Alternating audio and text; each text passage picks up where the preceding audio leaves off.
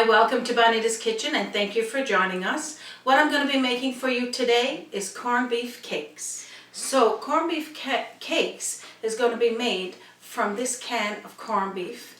And I'm going to show you what we're going to do to turn this little can of corned beef into something that you could serve to anyone as your guests. I've pre-sautéed 2 medium onions, as you can see. I got 4 medium potatoes boiled and I got them over there to get to room temperature, because when I blend it all together with this into my bowl, I don't want for it to be too hot so we can turn it into cakes. So what I'm going to do now is open up this can, which sometimes is a little bit of work. Okay, so I'm just going to start. So it comes with a key. Take it off the side and then you fold it down and then you got to twist it. So the key is to make sure you're twisting it the right way to click it, which is that way, and you continue doing that until it's opened.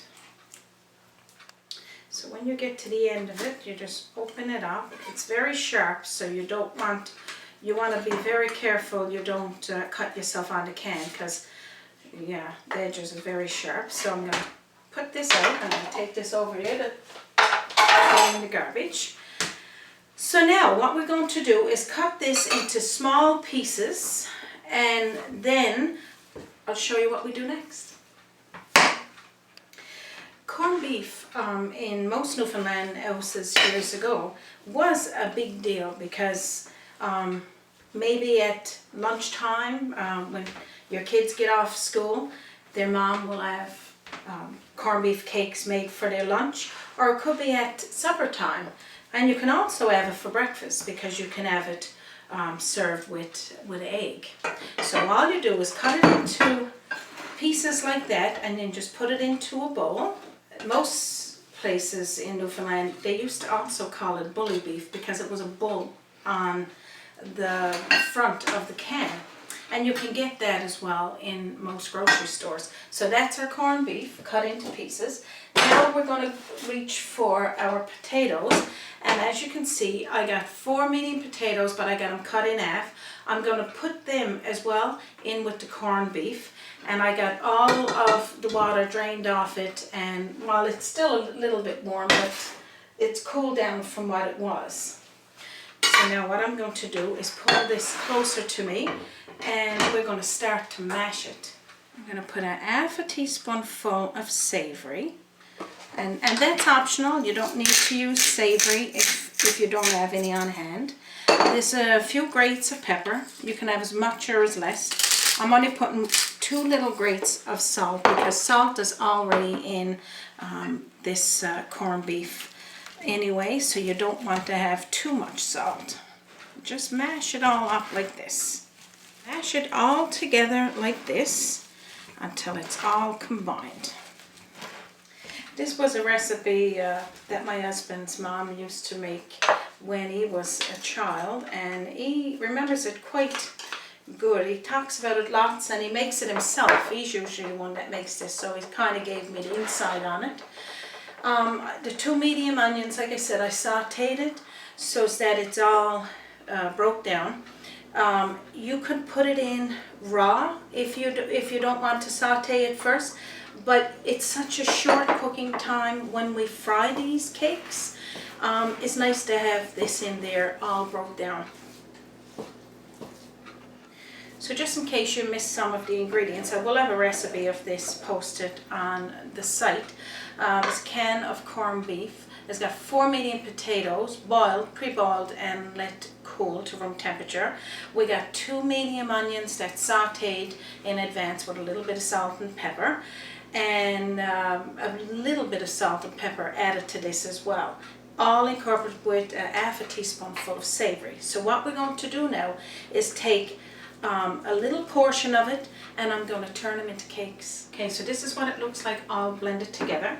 So I got off here to the side 1 egg with maybe 1/4 cup of milk, and I got some flour, which I want to add a little tiny bit of pepper in. I'm not going to bother with salt.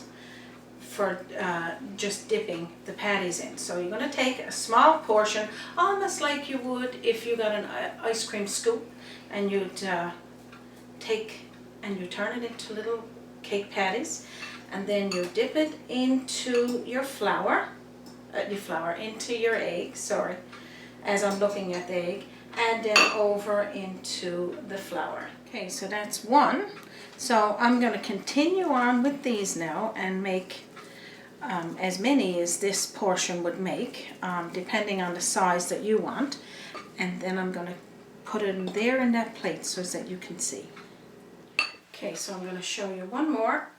Put it into the egg and then over to the flour. So we're going to put this one on the plate as well. So now we're going to go over to my stove top and we're going to fry them. So we're going to put about a teaspoonful or a tablespoonful of olive oil and the same of butter. So you're going to let that melt down nice. The reason why I use both is because I don't want it to burn. I think using butter alone, you would notice that it would start to smoke a little bit too much.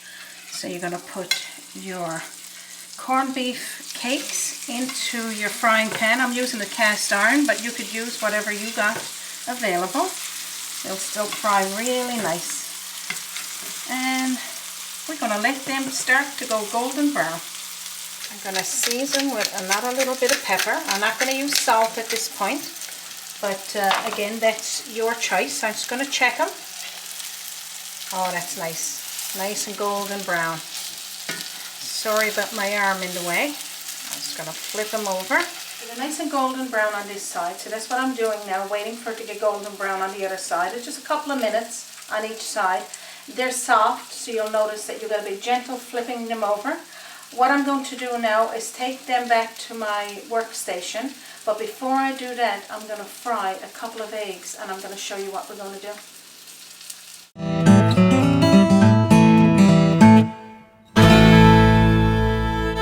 Okay, so we got this batch of corned beef cakes done. I'm going to reach for my cast iron frying pan because I just did up a couple of eggs. You're saying to yourself, well, why are you doing eggs? It's got nothing to do with that. Certainly it don't, but what I'm going to do, I'm going to serve these three that I got there, and I'm going to put, I should probably get my spatula, an egg right here, because this is going to be just absolutely delicious. I got some onion pickles that I'm going to put here to the side, maybe a little bit over here, and I'm going to top with a tiny little bit of green onion. And this is what we got. We got corned beef cakes with egg. Absolutely delicious. You can have at any meal, all turned in from one can of corned beef. So this is what I was saying about just such a small little can can make such an elegant dish. Okay, this is what they look like. Absolutely delicious, and it smells amazing in here. So this is definitely a must-try meal. 2 thumbs up by my husband. Please do take the time to try this meal and let me know what you think. It makes about 12 to 15 cakes, all in total. If you want to make it smaller, you could make more. I hope you found this episode of corned beef cakes helpful for you today, and maybe jaunt your memory of childhood having these cakes as well. So if you haven't already done so, please subscribe to Bonita's Kitchen. It's at the top right hand corner, and now you can just follow that link, and the recipe should be posted in under the video. So thank you once again for joining us for Bonita's Kitchen, and you have a wonderful day.